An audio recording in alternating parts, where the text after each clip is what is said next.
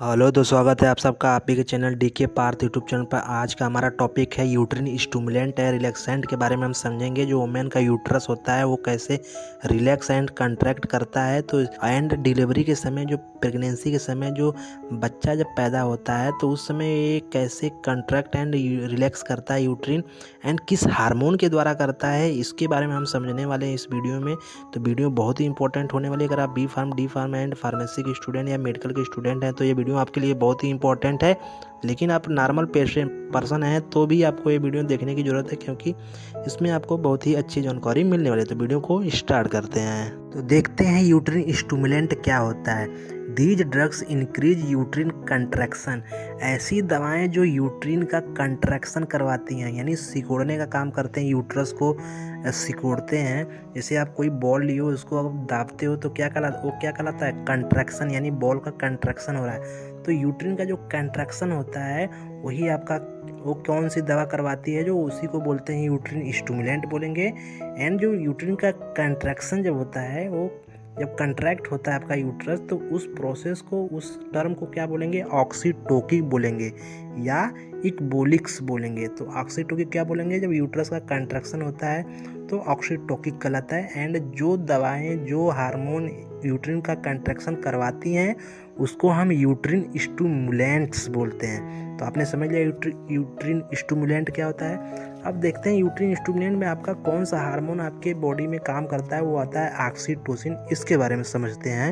It is secreted by posterior pituitary along with ADH, जो anti diuretic hormone होता है जिसे हम वैसोप्रेसिन कहते हैं। जैसे वो रिलीज होता है आपके बॉडी से, उसी तरह पोस्टीरियर पिट्यूटरी से, ग्लैंड से आपका रिसिक्रीट होता है कौन सा हार्मोन, ऑक्सीटोसिन। तो it is increases the uterine contraction with complete relaxation in the between. ये क्या करता है ऑक्सीटोसिन, क्या करता है, जो आपका यूट्रस होता है जो वुमेन का, उसका क्या करता है, कंट्रैक्शन को इंक्रीज करेगा, यानी कि संकुचन को इंक्रीज करेगा एंड कंप्लीट रिलैक्सेशन कर लाता है। एंड कंप्लीट हो क्या, रिलैक्स भी करता है। जैसे कि आप कोई फुटबॉल है या भी कोई गेंद है, उसको आप हाथ से दाबोगे तो आपका कंट्रैक्शन होगा, इंक्रीज कंट्रैक्शन होगा, यानी कंट्रैक्ट कर रहा है। फिर उसको आप जब छोड़ोगे तो फिर रिलैक्स होगा। उसी तरह आपका जो वुमेन का यूट्रस होता है तो इस हार्मोन के द्वारा यूट्रिन कंट्रैक्शन भी होता है उसका, एंड फिर कंप्लीट रिलैक्सेशन भी होता है, एंड उसको रिलैक्स भी करवाता है oxytocin. It increases the contraction of upper segment fundus and body. जो आप इस स्ट्रक्चर में देख सकते हैं, जो यूट्रस का जो स्ट्रक्चर है उसमें ऊपर देखेंगे तो आपको फंडस का स्ट्रक्चर दिखाई देगा एंड नीचे दिखाएगा यूट्रस का बॉडी। तो यूट्रस का बॉडी एंड फंडस एक दूसरे को एक अपने विपरीत दिशा में क्या करते हैं, ढकेलते हैं, यानी उस कंट्रैक्ट करते हैं। तो आपका कंट्रैक्शन उस हिसाब से होता है। एंड जो यूट्रस का लोअर सेगमेंट होता है वो रिलैक्स करता है, तो जो facilitating the expulsion of the foetus. तो आपके यूट्रस से जो फीटस हो, जो बच्चा होता है, जो प्रेगनेंसी के दौरान जो फीटस, जिसको जो बच्चा होता है, वो आपको एक्सपल्सन होता है, यानी बाहर की तरफ आता है कंट्रैक्शन एंड रिलैक्सेशन के दौरान ऑक्सीटोसिन के वर्क करने से आपके यूट्रस में। Oestrogen increase as progesterone decrease the sensitivity of the uterus to oxytocin. जो एस्ट्रोजन हार्मोन होता है आपके बॉडी में, वो क्या करता है, ऑक्सीटोसिन का यूट्रस के साथ जो कंट्रैक्शन एंड रिलैक्सेशन की प्रक्रिया है उसको इंक्रीज करेगा। एंड जो प्रोजेस्टेरॉन जो होता है वो उस क्रिया को क्या करेगा, डिक्रीज करेगा। तो oestrogen increase and progesterone decrease the oxytocin activity of the uterus. तो आपने समझ लिया ऑक्सीटोसिन क्या होता है। एंड आगे कुछ और देख लीजिए ऑक्सीटोसिन के बारे में नेक्स्ट स्लाइड में। ऑक्सीटोसिन और क्या करता है, oxytocin is involve in milk ejection. Milk ejection को भी प्रमोट करता है, कैसे, कंट्रैक्शन एंड रिलैक्सेशन के द्वारा। ऑक्सीटोसिन क्या करता है, आपके ब्रेस्ट को कंट्रैक्ट एंड रिलैक्स करेगा, जिसके द्वारा आपका जो मिल्क है वो इजेक्ट होगा, यानी इजेक्शन होगा बाहर की तरफ। तो इजेक्शन का काम करवाता है आपका ऑक्सीटोसिन मिल्क का। वेयर एज कैसे, प्रोलैक्टिन क्या करता है, सिक्रीशन करता है मिल्क का। कैसे करता है, जो मेमोरी ग्लैंड होती है वहाँ से आपका प्रोलैक्टिन हार्मोन निकलता है एंड प्रोडक्शन सिंथेसिस करता है किसका, मिल्क का। एंड ब्रेस्ट के द्वारा वो आपका इजेकुलेट होता है ऑक्सीटोसिन हार्मोन की सहायता से, कंट्रैक्शन एंड रिलैक्सेशन के द्वारा। तो आपने समझ लिया कैसे ऑक्सीटोसिन काम कर रहा है मिल्क के इजेक्शन के लिए बाहर की तरफ। And high dose of oxytocin can cause fall in BP. अगर आप ऑक्सीटोसिन की डोज हाई ले रहे हैं तो आपकी बीपी घट जाएगी। क्यों? Due to vasodilation, blood vessel का डायलेट हो जाएगा एंड प्रेशर कम होगा आपके ब्लड वेसल में ब्लड का, तो आपकी बीपी कम होगी। रिजल्ट इन रिफ्लेक्स टैचिकार्डिया, जो आपके हार्ट में हार्ट बीट को भी बढ़ाने का काम करता है। It also has ADH-like action in high dose can result in a fluid retention।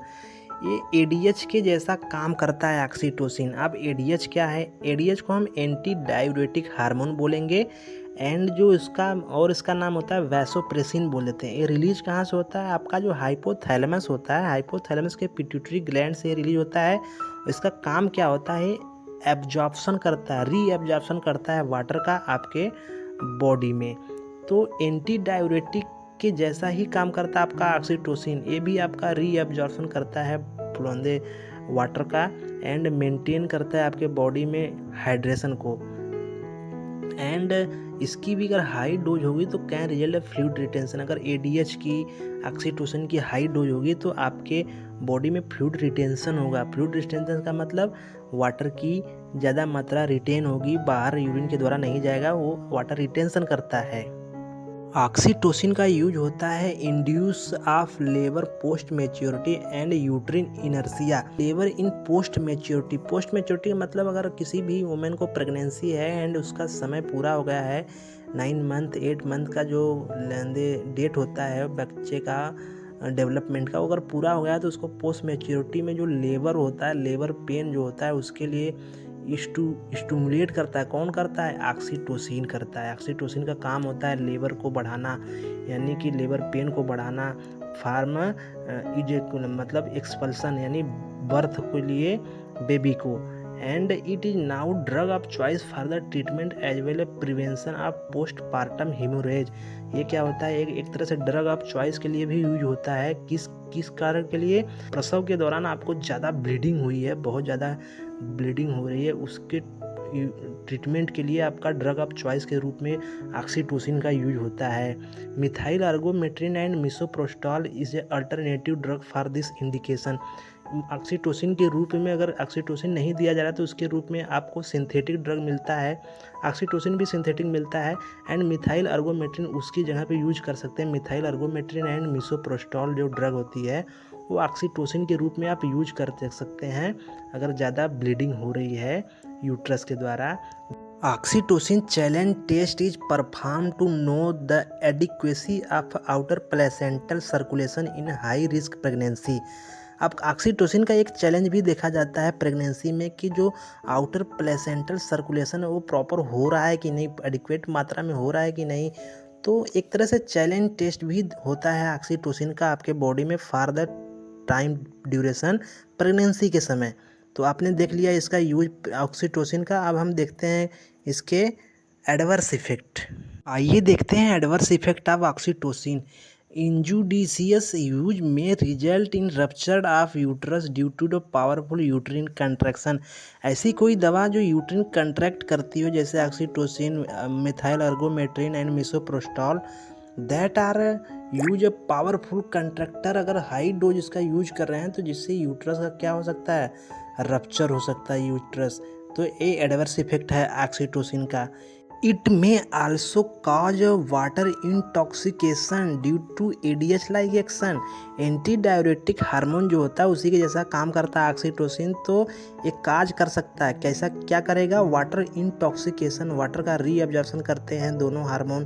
तो वाटर का री एब्जॉर्प्शन होगा तो वाटर की मात्रा बढ़ेगी तो इंटॉक्सिकेशन हो सकता है वाटर का। ये आपका एडवर्स इफेक्ट है।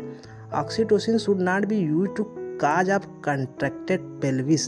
कंट्रैक्ट अगर पेल्विस आपकी है तो भी ऑक्सीटोसिन का यूज नहीं कर सकते। लेबर अब्स्ट्रैक्ट, इसका मतलब क्या? जो फीटस है आपके बर्थ कैनाल तक नहीं आ पा रहा है तो भी आपका यूज नहीं करना चाहिए ऑक्सीटोसिन का। एंड माल प्रेजेंटेशन देखते हैं। पोजीशनिंग एबनॉर्मल हो जाए फीटस का तो भी ऑक्सीटोसिन का नहीं यूज करेंगे। एंड हाइपोवोलुमिक स्टेट, यानी इसका क्या मतलब कि जो आपकी डिक्रीज हो जाएगी वॉल्यूम ऑफ ब्लड का सर्कुलेटिंग आपके बॉडी में डिक्रीज हो जाएगा तो भी यूज नहीं कर सकते। एंड कार्डियक डिजीज में भी ऑक्सीटोसिन का हम देने से बचना चाहिए। तो हमारे एडवर्स इफेक्ट हो गए हैं ऑक्सीटोसिन के। तो उम्मीद होगा आपको वीडियो समझ में आया होगा था। तो अगर चैनल पर नए हैं तो चैनल को सब्सक्राइब भी कर दीजिए, शेयर कीजिए, कमेंट कीजिए, लाइक कीजिए। तो मिलते हैं नेक्स्ट वीडियो में, तब तक धन्यवाद। एंड चैनल को सब्सक्राइब भी कर दीजिए, हमको लगता है करेंगे नहीं।